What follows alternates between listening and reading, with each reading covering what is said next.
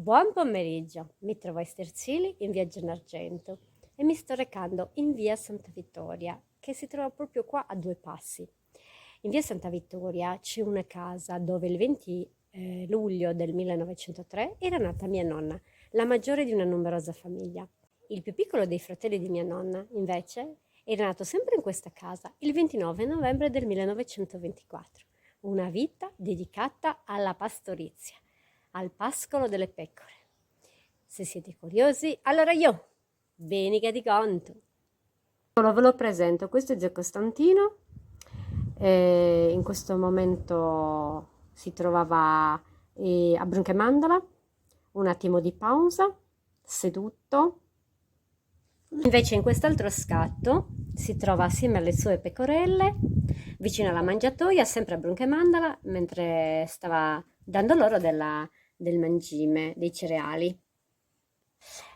Io sono sempre venuta in questa casa con tanto piacere perché si respira quell'atmosfera d'altri tempi. Guardate, nella gradinata che porta al terrazzino c'è questo bellissimo pergolato di Goloppu.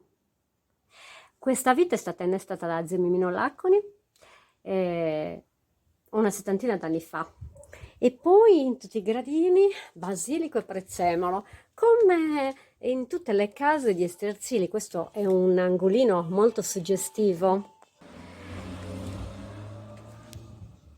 Frequentare assiduamente questa casa una 20-25 anni fa, quando il mio Samoiedo, fuggito da casa, si era innamorato delle pecore di zio Costantino. L'avevamo cercato per un'intera giornata, disperati, perché lui è abituato a stare in casa, dove sarà andato a finire? E poi ci avevano detto, a me ha vedo con i breves de Ziudù.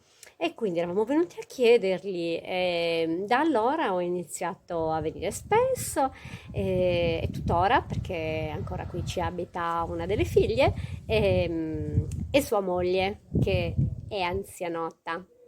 Ci sono molte fotografie che ritraggono zio Costantino con il suo abbigliamento che utilizzava per recarsi dalle pecore, che ha pascolato fino a tarda età, fino all'anno prima di volare via. Fino all'anno precedente la sua morte ha continuato a pascolare le sue pecorelle, però ne aveva poche, ma circa 3 anni prima che morisse, fino a quel periodo, aveva ancora il suo piccolo gregge che portava in alta montagna, dove dormiva, coperto da i vari indumenti che lo tenevano al caldo. Sapete che zio Costantino riusciva a cucire la pelle degli agnelli e da essi si ricavava un accessorio molto comodo in inverno, e cioè quella che noi chiamiamo sestiabeddi, una pelliccia utilizzata dai pastori un po' in tutta la Sardegna e non solo naturalmente. Una delle fotografie che mi piacciono di più è quella in cui indossa i scambalisi e io me lo ricordo sempre su a Genelarza, a Bauestarci, col vento, la pioggia e lui tutto incappucciato che si vedeva appena il viso, non curante delle intemperie, a curare il suo gregge che chiaramente ha amato tantissimo per tutta la sua lunga vita.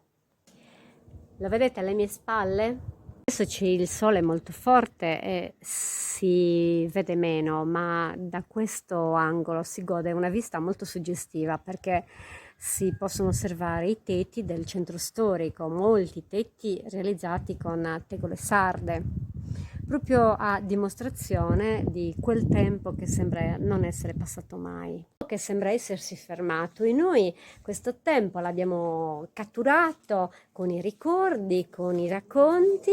A me piace venire a trovare zia Rita e Pasqualina perché parliamo del nostro parentato e di storie varie che rallegrano, che fanno piacere. Lo vedete che grazioso?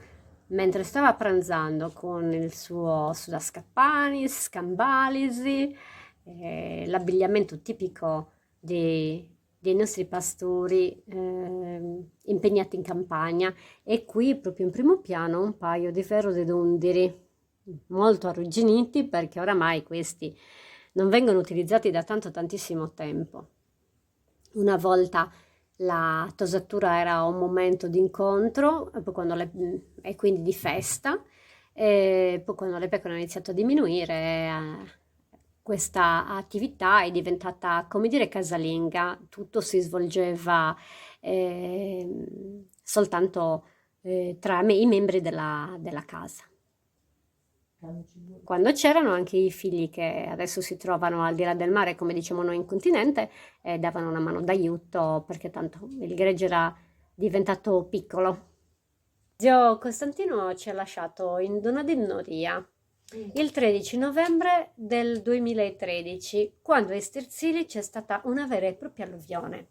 L'acqua del ponte del Rio Nulutu è arrivata sino al livello della strada, ha proprio tracimato, ha passato la strada. Immaginatevi la violenza e la forza dell'acqua, perché trascinando i tronchi dei vari alberi che ha incontrato durante il suo percorso, si è tappato l'imbocco del ponte e l'acqua è salita.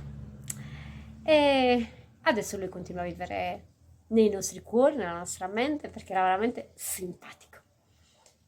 Questa che vi ho raccontato è la prima storia dei nostri allevatori che non ci sono più, ma continuano a vivere nei nostri ricordi. Seguite anche gli altri video e se vi sono piaciuti, e se questo vi è piaciuto, lasciate un mi piace o un cuoricino e a presto. A Zibilisanus. Ciao!